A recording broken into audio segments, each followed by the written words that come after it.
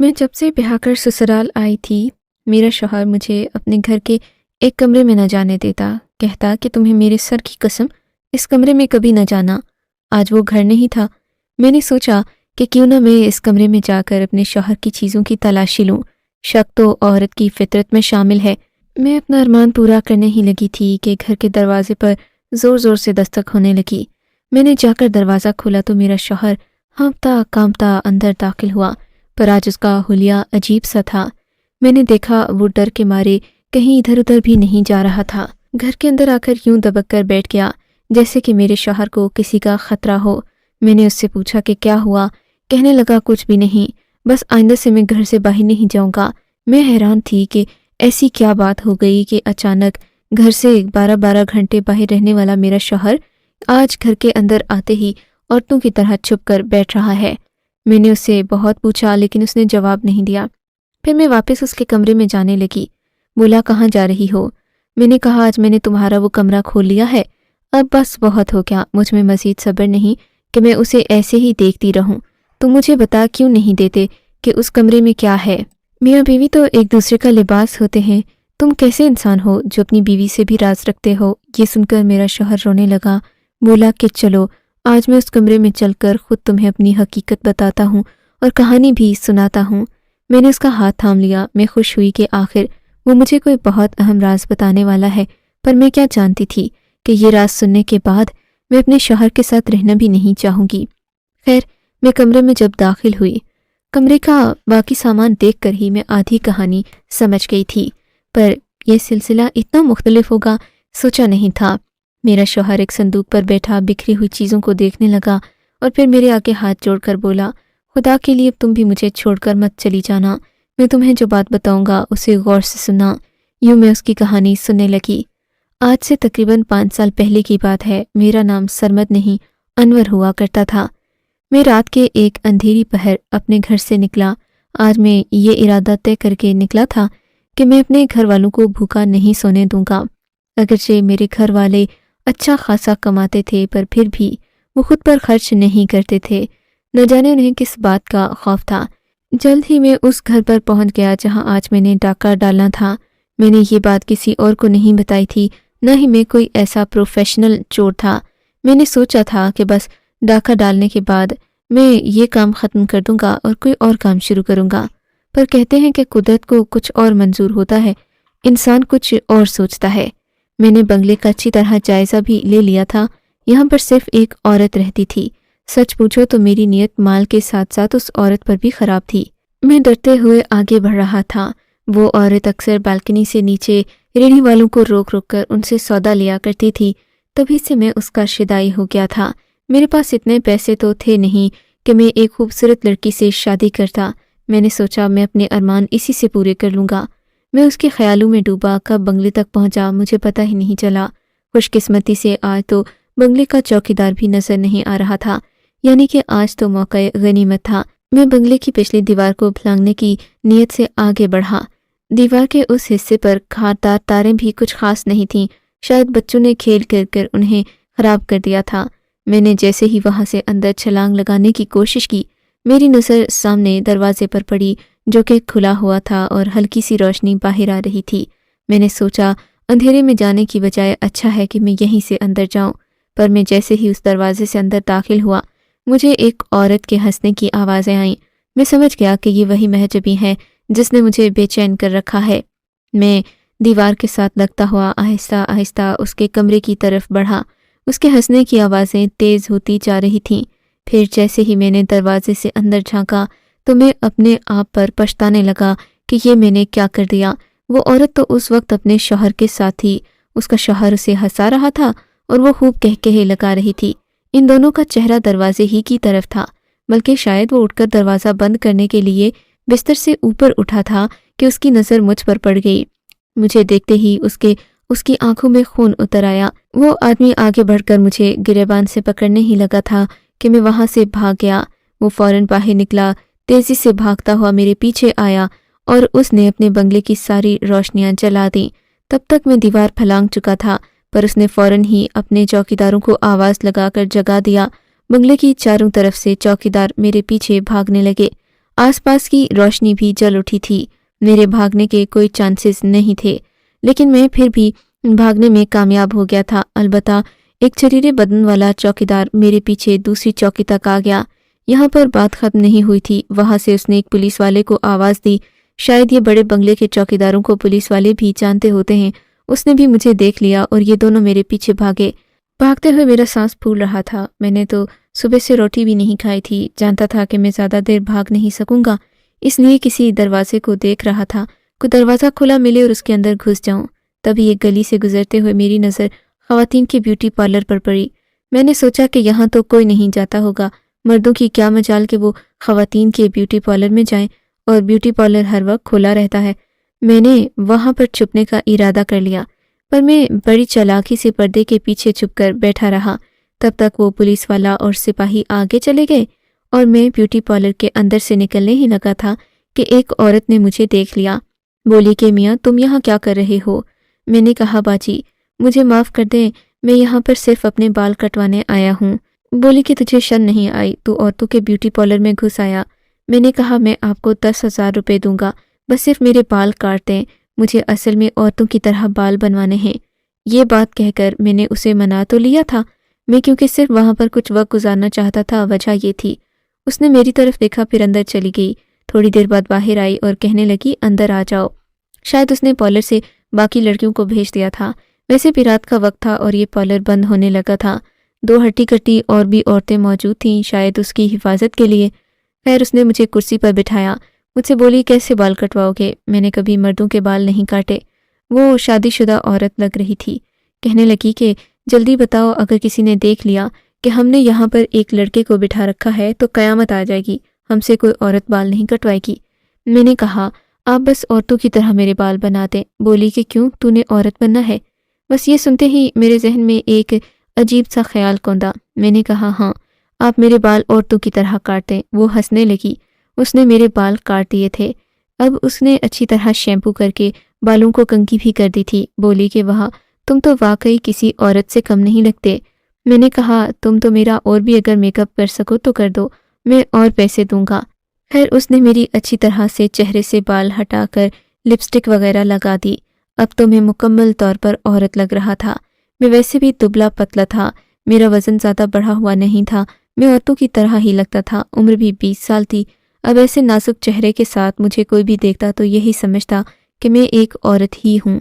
फिर वो औरत मुझसे कहने लगी कि अपने बाजू और टांगों से बाल भी हटा लो, ऐसा न हो गलती से किसी की नज़र पड़ जाए तो वो तुम्हें मर्द समझ ले। वो हंसने लगी। मैंने मौका गनीमत जाना और वहाँ से बहाना करके बाहर आ गया। 10,000 रुपये तो मेरे पास थे नहीं। मैंने उसे कोई पैसे वगैरह नहीं दिए और वहाँ से भी भाग आया था। लेकिन एक बात मेरे जहन में चिपक गई थी, वो ये कि अब मैं औरत बनकर रहूँगा और औरत ही की तरह से अपने काम ढूंढने की कोशिश करूँगा। वैसे भी अब अगर मुझे उस मालिक ने देख लिया, जो कि इस शहर के सबसे मशहूर बंगले का मालिक था, तो उसने मुझे जान से मार देना था। बाद में पता करने पर मुझे ये भी पता चला था कि वो तो एक मशहूर सियासतदान का घर था, जहाँ पर मैंने उसकी बीवी की इज्जत लूटने की कोशिश की थी।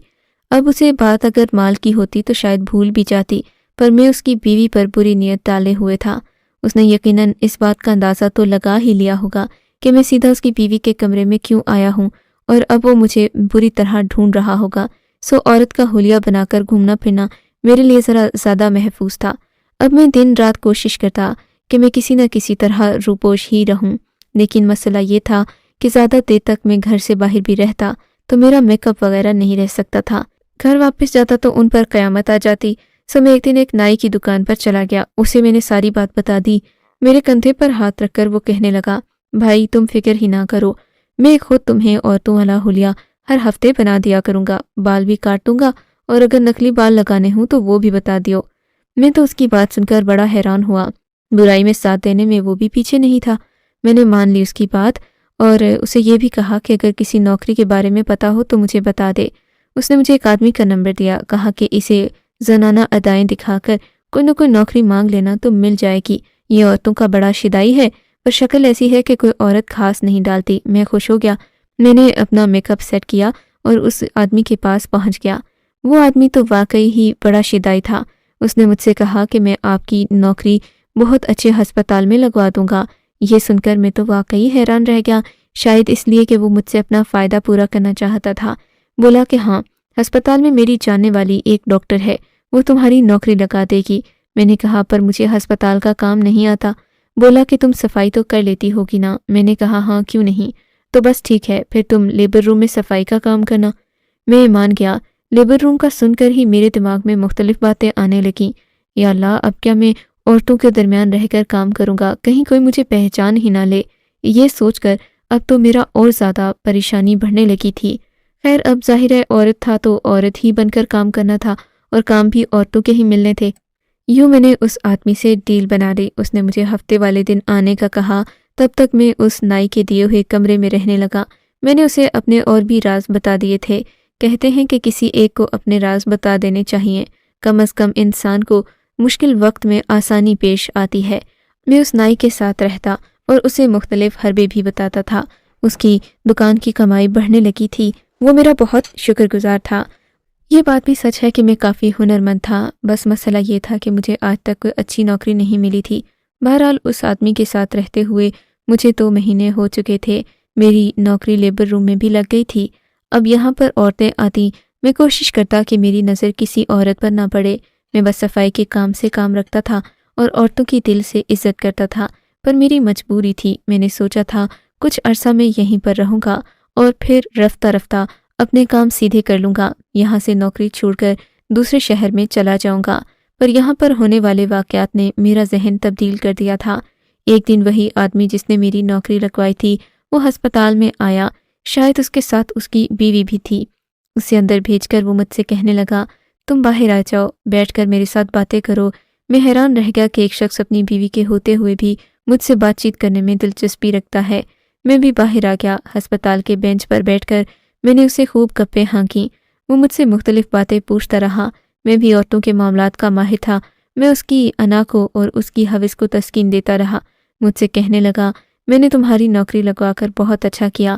یہاں تو میری بیوی کا اکثر چکر لگتا رہتا ہے، کیوں نہ ہم دوستی کر لیں؟ تم میرا نمبر لے لو، ہم باہر ملیں گے۔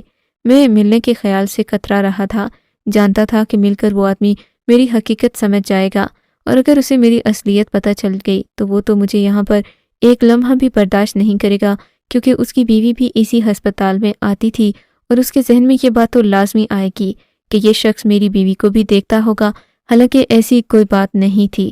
میں نے کہا ٹھیک ہے، تم مجھے اپنا نمبر دے دو، ہم باہر ملیں گے۔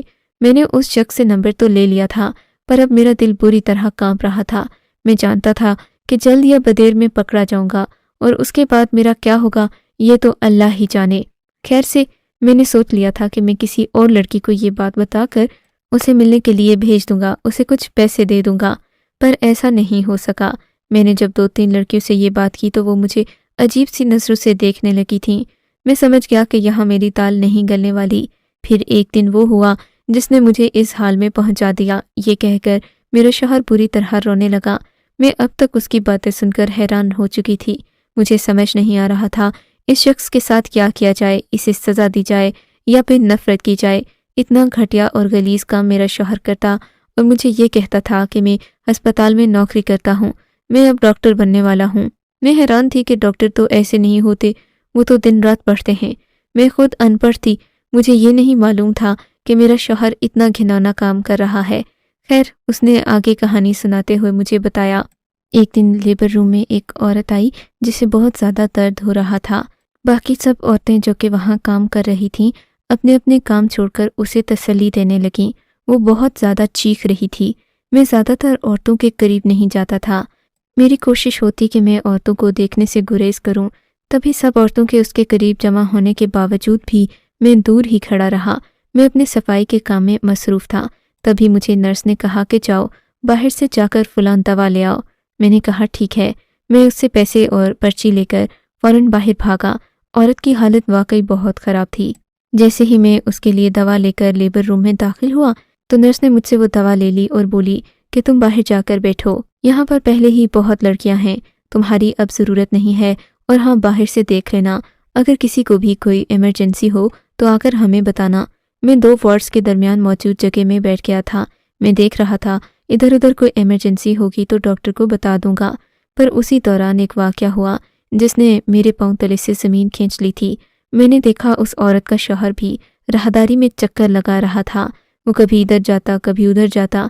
तभी उसकी नज़र मुझ पर पड़ी। वो मुझे देखने लगा। मेरे चेहरे का रंग भी उसे देखकर फक हो गया था। वो कोई और नहीं था बल्कि वही नाई था जिसके पास मैं अक्सर जाता और उससे बात करता। मैं कभी कभार उसके पास रहने भी चला जाता था। मुझे नौकरी भी उसी ने दिलवाई थी। मुझे वो यहाँ देखकर बहुत ज़्यादा हैरान था। पूछने लगा कि भाई तुम यहाँ कैसे? मैंने मुंह पर उंगली रखकर उसे चुप रहने का इशारा किया। तभी नर्स वहाँ से बाहर निकली। उसने मुझे कहा कि अंदर आ जाओ। ये सुनकर नाई ने एक बार फिर मुझे गौर से देखा, जैसे वो समझने की कोशिश कर रहा हो कि यहाँ क्या हो रहा है। नर्स से पूछने लगा कि ये कौन है, तुम इसे अंदर क्यों बुला रही हो? नर्स भी ज़ाहिर है मेरी हकीकत से वाकिफ़ तो नहीं थी। बोली कि ये तो हमारे यहाँ काम करने वाली लड़की है, सफाई करती है लेबर रूम में। ये सुनकर वो मुझे अंदर बुलाने लगी तो उस आदमी ने मुझे गिरेबान से पकड़ लिया और नर्स से बोला, तुम नहीं जानती कि ये कौन है? ये एक बदनीयत और बदकार शख्स है। नर्स मुझे देखकर हैरान होने लगी। सारा अमला उस औरत के दर्द को भूलकर मेरे पास आकर खड़ा हो गया। सबके सामने मेरी बेइज्जती हुई। नाई ने सबको चीख चीख कर मेरी सारी हकीकत बता दी। कहने लगा कि ये मेरे पास रहता है। ये कोई शरीफ इंसान नहीं बल्कि पहले भी एक चोर है। तुम लोगों ने बहुत बड़ी गलती की जो इस शख्स को अपने यहाँ रखा। कम से कम एक बार तस्दीक तो कर लेते कि ये असल औरत भी है कि नहीं।